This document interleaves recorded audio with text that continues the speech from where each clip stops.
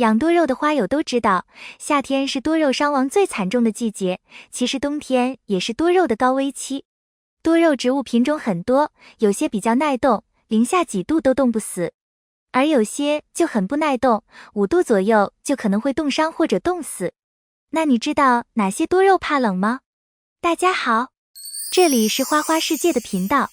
花花干啥啥不行，养多肉第2名，所以在平时养护中，如果遇到多肉烂根、化水、徒长以及找不到养护方法的，还请关注我的频道，相信这里有你想要的答案。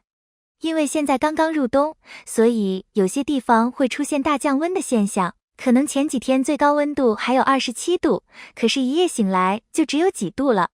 在这种情况下，养在室外的多肉就需要搬到室内进行养护，尤其是一些怕冷的多肉。如果不及时搬到室内，就容易出现冻伤、冻死的情况。就好比花花说的，下面这8种多肉，就是多肉里面的寒性体质，非常怕冷，一起看看吧。1. 法师。多肉法师普遍不耐冻，它的叶子比较薄，外皮细嫩，低温一动就发软。养多肉法师，温度低于5度最好入室，5至0度都可能会冻成白菜，叶子全部发软坍塌下来。尤其长势不太好或者今年新栽种的法师，更是要注意提前搬进室内，或者采取保暖措施比较好。如果把法师放到0度以下的环境中，冻伤或者直接冻死的几率非常大。但法师冻伤以后，有些还是可以恢复的，只要冻得不是太厉害，不要急着丢，注意后期养护，很多都会从杆子上再长出小头。2. 达摩福娘。多肉达摩福娘出状态非常漂亮，但很不耐冻，建议养在5度以上的环境中。就算你的达摩福娘很强壮，最低温度也不要低于2度，否则很容易冻伤或者冻死。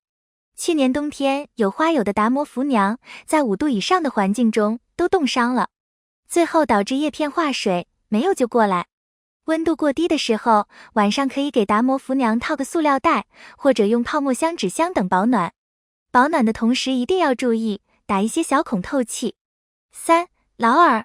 很多花友都喜欢养多肉劳尔，因为它有香味，养好了香喷喷。但劳尔很不耐冻，室外温度低的地区早点搬到屋里养，避免变成冻白菜。冬天养劳尔，最好养在3度以上的环境中。短时间0度左右的低温没事，温度长时间徘徊在0度左右，劳尔就容易冻伤。不过劳尔虽然容易冻伤，恢复能力也不错，有的早上冻透了，中午就又能缓过来。4. 西财树。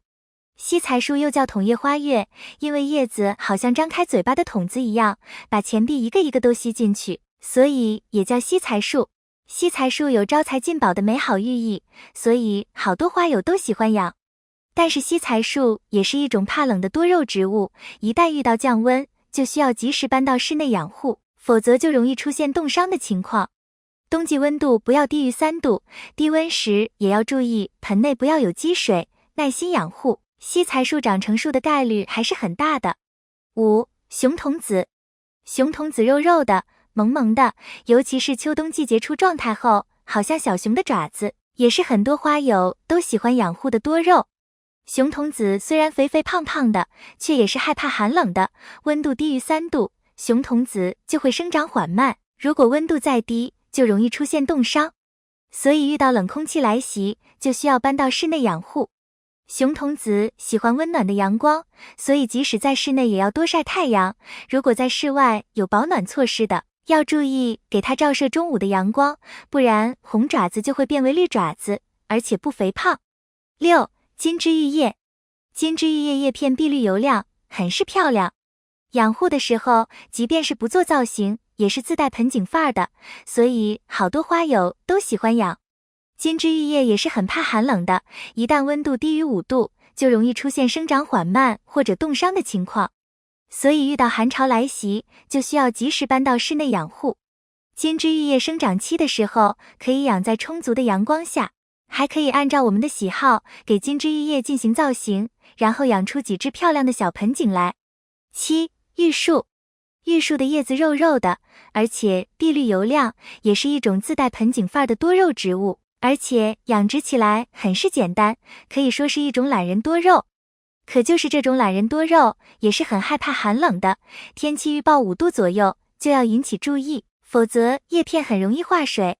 说到玉树是一种懒人多肉，主要是因为它耐干旱，随便养在室内散射光的环境中就可以。长成老桩的玉树也是非常霸气的。8. 桃蛋。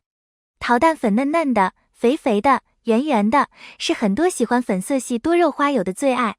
桃蛋也是比较害怕冷的，冬季温度如果低于0度，桃蛋就容易出现冻伤的情况，因此需要在寒潮来袭的时候及时搬到室内。因为桃蛋比较肥，所以也很耐干旱，生长期浇水太多，容易烂根，所以要想养好桃蛋，就需要管住手。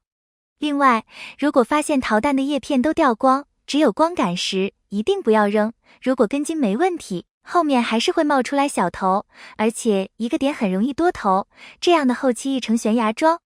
有怕冷的多肉，就有不怕冷的多肉，比如火荠就是要在0度左右的天气里面动一动才会变红，比如观音莲，零下5度以上都没问题，反而越动叶色更加亮丽。再比如蓝石莲、红之玉、紫池莲华等等，即便零下7、8度也是没有问题。总结，初冬以来，肉友们注意身体的同时，也要给多肉保暖，尤其是以上8种多肉，如果不及时保暖，就容易出现冻伤的情况。上面的多肉，你家里都有哪些？欢迎在评论区留言。今天的内容到这里就结束了，如有不足和纰漏，还请批评指摘。欢迎在评论区留言。花花制作视频不容易，喜欢的话请点赞，并多多帮花花转发。感谢你的观看，感谢粉丝一直以来的喜欢和支持，我们下期见。